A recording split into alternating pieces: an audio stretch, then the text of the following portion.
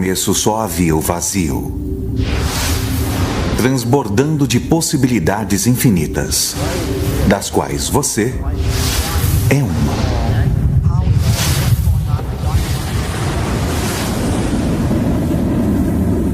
De onde viemos? Física quântica. É a física das possibilidades. Mecânica quântica permite. Mente suprema. Cérebros podem formar. Milhões de redes neurais. Resposta emocional. Há redes neurais cerebrais. O cérebro não sabe a diferença entre o que vê em seu ambiente e o que se lembra. Estamos operando toda a aventura.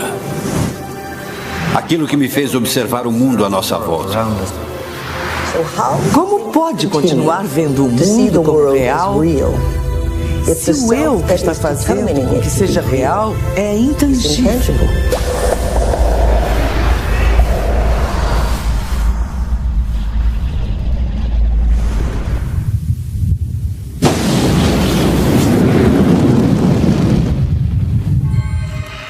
O seu repórter da verdade apresenta notícias emocionantes. Será que o divórcio acabou? Estariam o espírito e a ciência dando as mãos? A igreja e o laboratório estão dizendo a mesma coisa? Vendas da enevoada antiguidade, a busca pelo divino e a busca pelo conhecimento sobre o universo marchavam lado a lado. Na antiguidade existia um deus da astronomia, um deus da horticultura, um deus da irrigação. E os padres eram os escritores e os pesquisadores que investigavam esses campos do conhecimento. Grécia Antiga. Os filósofos respondiam perguntas do tipo: por que estamos aqui? Desenvolveram a teoria do átomo, movimentos celestiais e a ética humana. Europa medieval. A igreja alcançou uma posição de imenso poder. Escolhia reis, era dona de terras e fornecedora da verdade. A igreja se incumbiu do cargo de ser a única a saber tudo. O dogma era a lei. Mas a ciência evoluía e desafiava o dogma de que a Terra era o centro do universo. Copérnico, Bruno e Galileu sentiram o peso da mão da igreja.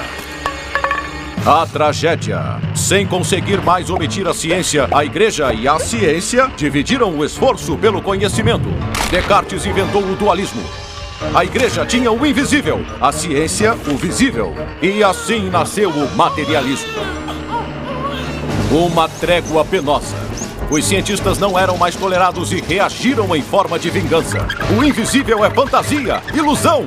Nós somos pequenas máquinas que vivem em um universo máquina previsível e respeitamos leis rígidas e imutáveis. A igreja revidou. Os cientistas sem alma foram condenados ao inferno. Darwin contradisse. O Criador não é nada, não está em lugar nenhum. Nós somos seres em mutação, simples portadores de DNA e sua incansável procura por mais em um universo sem sentido. E enquanto isso, tanto a ciência quanto a religião batiam a cabeça na parede. Se tudo era um mecanismo e Deus era o criador de tudo, então o que a humanidade deveria fazer? A ciência cavou mais fundo em um universo morto e deu de frente com um mistério nunca revelado. Em pequenas esquinas do tempo e do espaço, os cientistas encontraram energia inexplicável e mistérios de quebrar a cabeça. Mistérios que sugerem que tudo está conectado, que o universo físico, em sua essência, não é físico.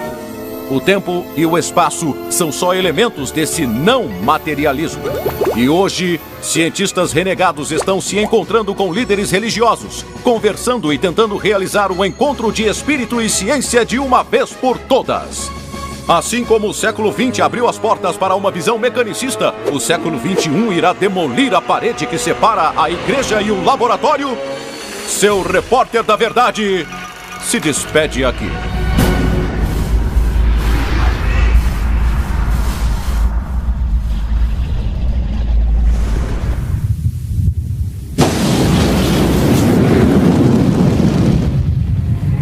Então, o que nos ensinaram na escola não é como as coisas realmente são. E os nossos sentidos nos pregam peças. Vocês têm que se perguntar, afinal, o que é essa realidade em que nos encontramos? A física moderna diz que são ondas de informação.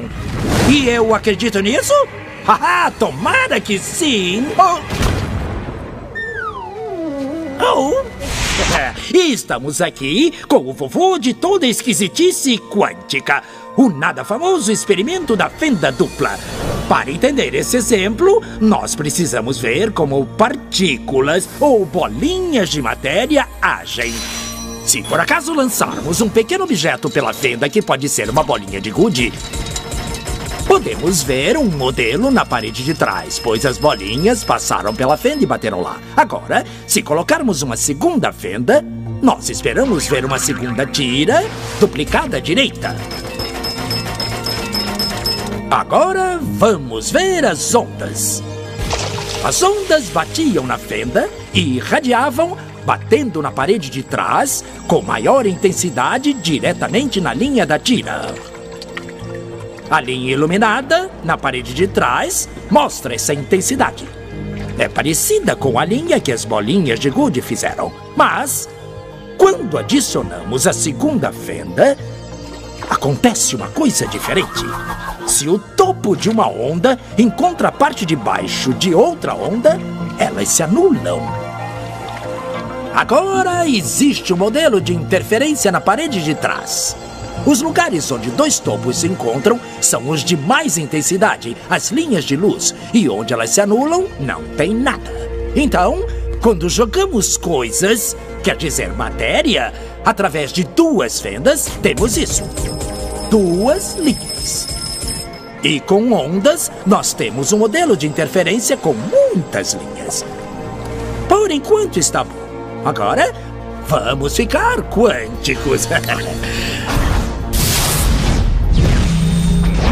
Um elétron é um pedaço bem pequenininho de matéria, como uma bolinha de gude. Vamos jogar uma corrente por uma fenda. Se comporta igual a bolinha de gude, uma linha só. Então, se lançarmos essas coisas pequenininhas pelas duas fendas, devemos ter, como com as bolinhas, duas linhas. O quê? Um modelo de interferência.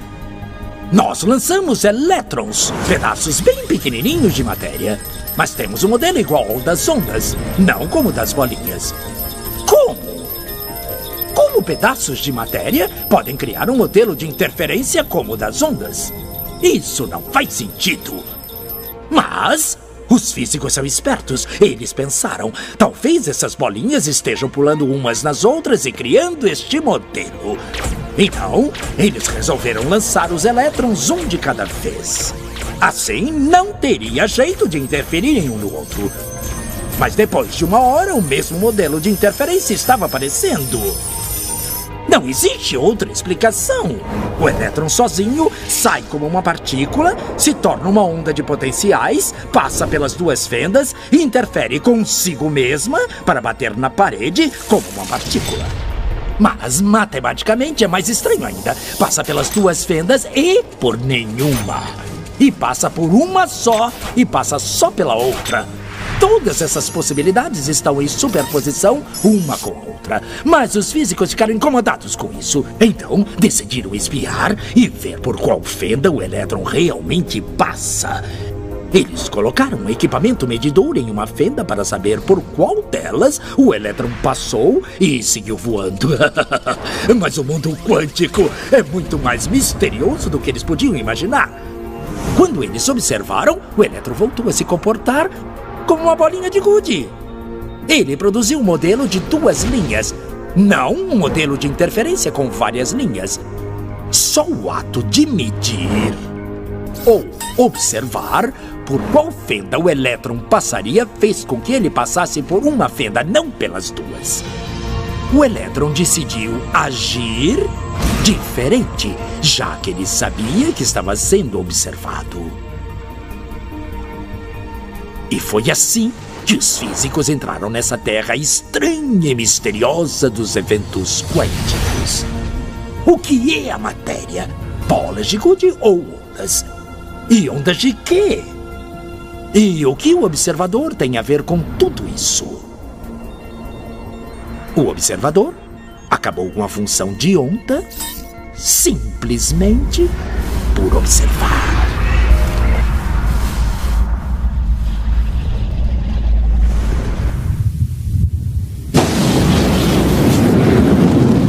Mas o tataravô da maluquice da esquisitice quântica é o emaranhado.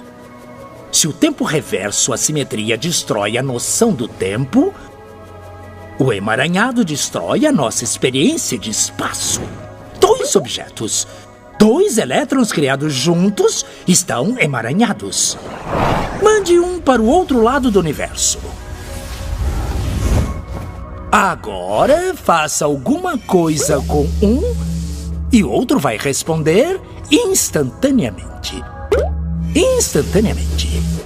Então, ou a informação está viajando infinitamente rápido, ou, na realidade, eles ainda estão conectados. Estão emaranhados. E, já que tudo estava emaranhado no momento do Big Bang, isso quer dizer que tudo ainda está se tocando. Espaço é só a forma que nos dá a ilusão de que somos objetos separados. Já descemos o bastante na toca do coelho?